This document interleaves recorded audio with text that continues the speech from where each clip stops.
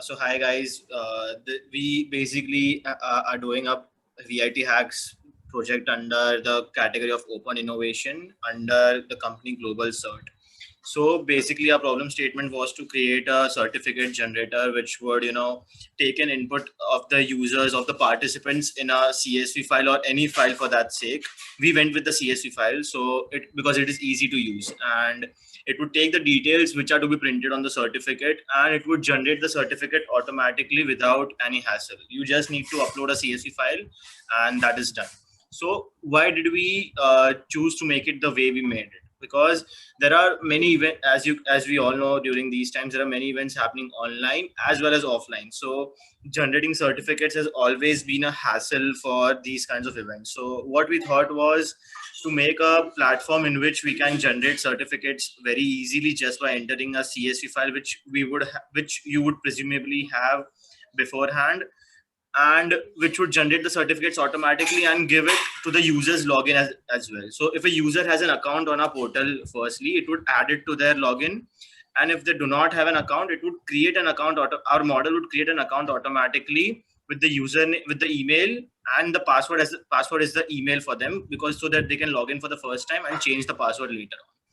So we basically created a website as well as mobile application for both iOS and Android. In this demo, we are going to show you just the website, because if we include the mobile application as well, the video would be a bit too long. So let's just start with it.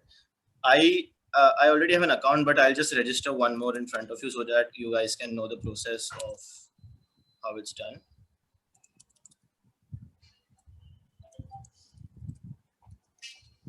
So yeah. So it's basically registered.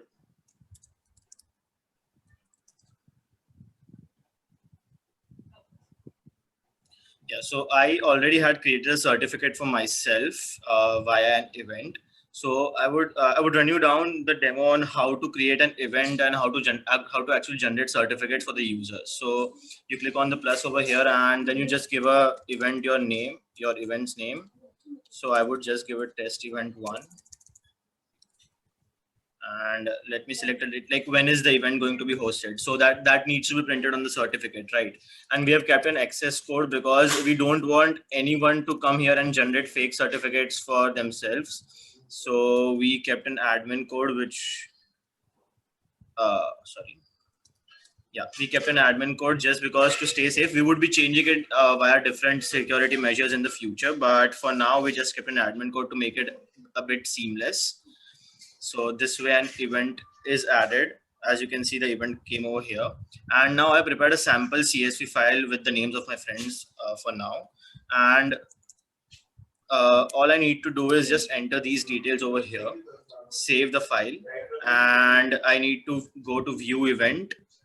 I need to go add participants and select. We currently have 2 templates with us, but in the future we will be also opening for you guys to add your own HTML templates so that we can you can generate your own personalized certificates that way.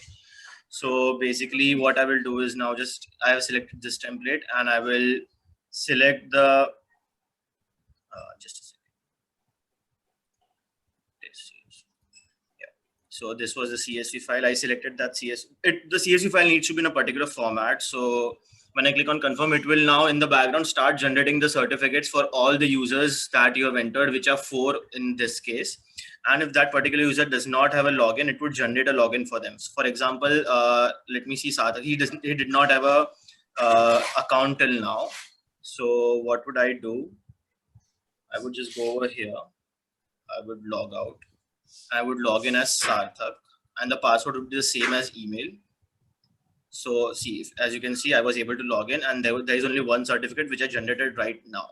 So if I click on download certificate, it will download the certificate with the timestamp on when it was generated. And so this is basically the certificate of how it would look.